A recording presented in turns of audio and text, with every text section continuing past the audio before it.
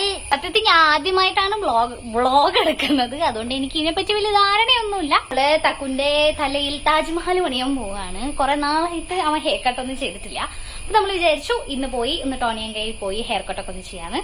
So I thought ഇത് video എടുക്കാന്ന്. കാരണം കഴിഞ്ഞ പ്രാവശ്യം നമ്മള് ഹെയർ കട്ട് ചെയ്യാൻ പോയപ്പോ സത്യത്തിൽ നല്ല കോമഡി ആയിരുന്നു.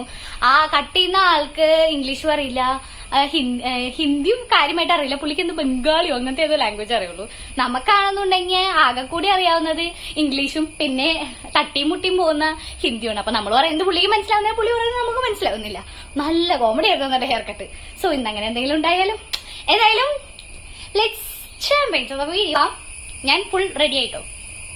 സാധാരണ പെൺപിള്ളേർ റെഡി ആവാനാണ് സമയം എടുക്കാന്നാണ് എല്ലാവരും പറയപ്പെടുന്നത്. പക്ഷെ ഞാൻ ഫുൾ റെഡിയായി. ഇതുവരെ തക്കു വന്നിട്ടില്ല. സോ നമുക്ക് അവൻ വന്നിട്ട് പോവാം. തക്കു വാ, പോണ്ടേ? കമ്മോൺ, എത്ര നേരാ റെഡി ആവാൻ. ഹായ്, നമ്മുടെ ഫസ്റ്റ് വ്ളോഗാണ്. നിനക്ക് എന്തെങ്കിലും പറയാനുണ്ടോ? ഞങ്ങളുടെ ഹൈറ്റ് ഡിഫറൻസ് കാരണം അവന്റെ പകുതി തല കിട്ടൂല, കുറച്ച് താഴെ നിൽക്കും. നമുക്ക് പോയി വന്നിട്ട് ഈ മുടി അപ്പൊ നമ്മള് റെഡിയായി പോവാണ്. അപ്പൊ നമുക്ക് ഇനി ടോണിയന്റെ എത്തിയിട്ട് കാണാം. തുടങ്ങാൻ പോകുന്നത്. അപ്പോ അതിന് മുമ്പായിട്ട് ഈ ഒരു കാര്യം പറയാനുള്ള ഒരു റീസൺ, അങ്ങനെ നമ്മൾ സ്ഥലത്തെത്തിയിരിക്കുകയാണ് സുഹൃത്തുക്കളെ. നമുക്ക് പോയി നോക്കാം എന്തായിരിക്കും അവസ്ഥ. തക്കു ഈ പോണ പോലെ തിരിച്ചു വരുമെന്ന് എനിക്കറിയണം.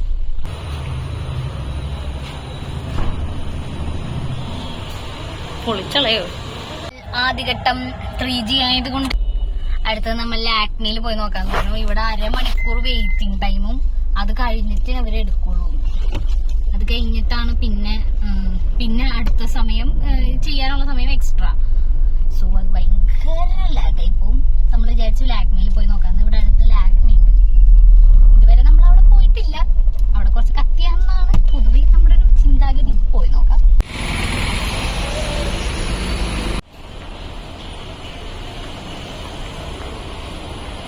രണ്ടാമത്തെ വട്ടം 3G ആയി നമ്മൾ തിരിച്ചു പോയിക്കൊണ്ടിരിക്കുകയാണ്. ഇവിടെ 45 മിനിറ്റ്സ് ആണ്.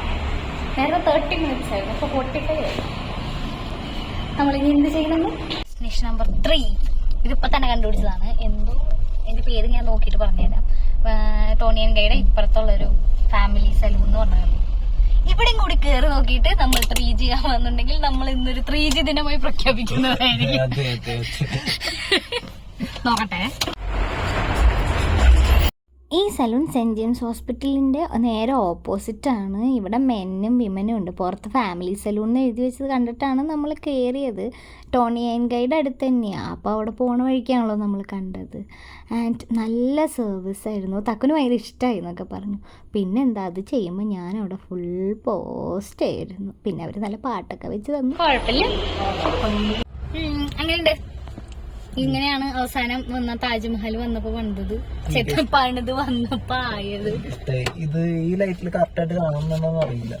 നാളെ നമുക്ക് ചിലപ്പോ കുറച്ചും നന്നായിട്ട്. പിന്നെ താടി ഷേപ്പ് ചെയ്തത് നല്ല ഭംഗിയുണ്ട്. മുടി എനിക്ക് വലിയ വ്യത്യാസം തോന്നുന്നില്ല. അത് കുഴപ്പമില്ല. കഴിഞ്ഞ പ്രാവശ്യം ടോണിയൻ കൈ പോയി ചെയ്തതിനേക്കാളും നന്നായിട്ടുണ്ട്.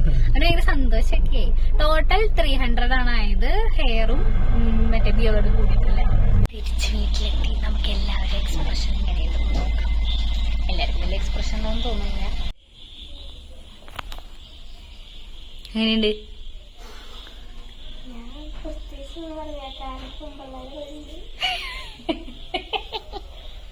അടുത്ത നമുക്ക് അച്ഛൻ്റെ അമ്മയുടെയും റിയാക്ഷൻ നോക്കാം.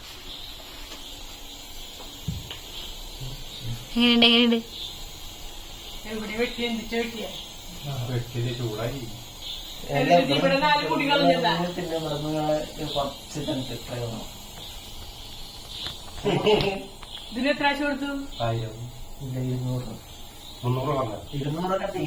താടി മിഷൻ ചെത്തി 100 രൂപ.